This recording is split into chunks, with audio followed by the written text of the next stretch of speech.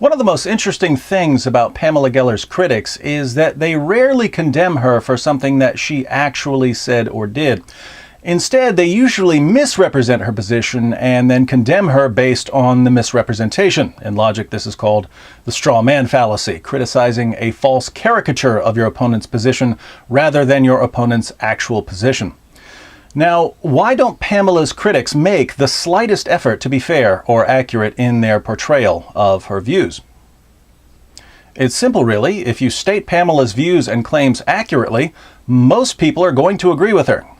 If you walk up to someone and say, "Oh man, we've got to do something about this Pamela Geller. She's against terrorism, she's against honor killings, she's against female genital mutilation, she's against the persecution of religious minorities, she's against the forced marriage of child brides, and believe it or not, she supports the First Amendment of the U.S. Constitution and Israel's right to exist." If you tell someone that, the response is going to be, "Yeah, we should do something. We should give her a medal for having the courage that the media lost years ago." So if you want to stir up an angry mob against Pamela, you have to get a little creative. You have to invent some things. Let's look at an example. One of the people responsible for getting Pamela's speech at Great Neck Synagogue canceled was Rabbi Jerome Davidson. Why shouldn't Pamela be allowed to speak, according to Rabbi Davidson? The synagogue is no place for hate speech. She put posters in the subways which compared Muslims to animals. What was the hate speech? She put posters in the subways which compared Muslims to animals. She compared Muslims to what? To animals. So, Rabbi Davidson, if we look at Pamela's subway ad, it's going to say, Muslims are animals, right? Here's the subway ad. It says, "In any war between the civilized man and the savage, support the civilized man. Support Israel, defeat jihad."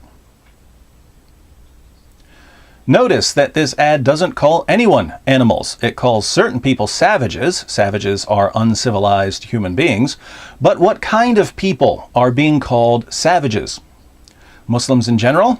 No. Jihadists, and specifically the jihadists who are waging a war against Israel. Jihadists who are blowing up busloads of civilians and slaughtering families in their homes and carrying out suicide attacks. Now, who doesn't believe that terrorists who target civilians and children are savages?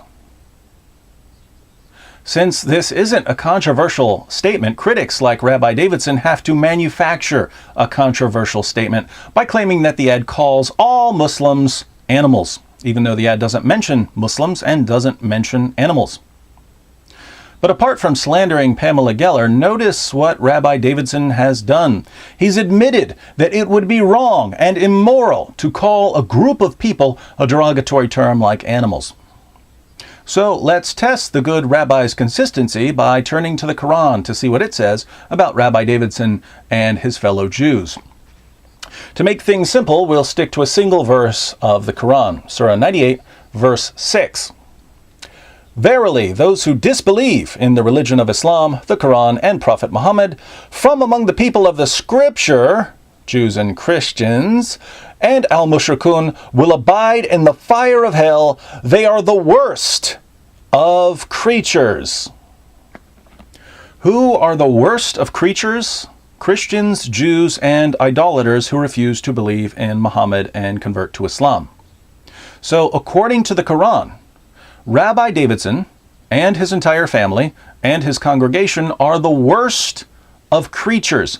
They're lower than dogs, according to the Quran. They're worse than pigs, according to the Quran. In a sane world, what would we call this, Rabbi Davidson? Hate speech, hate speech, hate speech, hate speech. But wait a minute. If it would be wrong for Pamela Geller to call Muslims animals, which she didn't do, shouldn't it be wrong for the Quran to refer to Jews as the worst of creatures?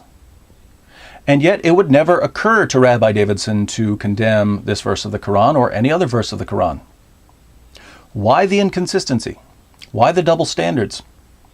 Why does Rabbi Davidson apply one set of rules to Pamela Geller, it's wrong to call people names, and a completely different set of rules to Muhammad and his followers? You Muslims can call people all the names you want.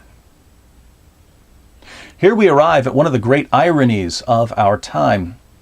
Rabbi Davidson thinks that he's showing respect to Muslims when, in reality, by holding Muslims to a lower moral standard, he's insulting and degrading all Muslims, even the peaceful ones. Pamela Geller, by contrast, calls terrorists savages, and who wouldn't, but she holds Muslims to the same moral standard that she would apply to any other group.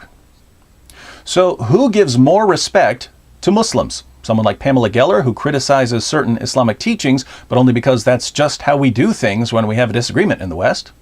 Or someone like Rabbi Davidson, who shows by his comments about Pamela Geller that he believes in openly criticizing views he disagrees with, but for some reason puts Muslims outside the realm of criticism and discourse.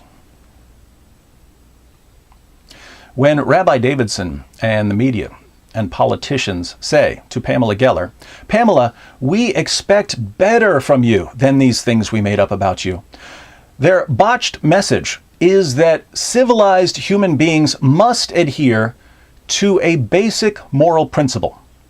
Don't make negative generalizations about an entire group of people. But then the same rabbi and the same reporters and the same politicians turn to Muhammad and his followers and say, "But you're exempt from this basic moral principle." Well, why?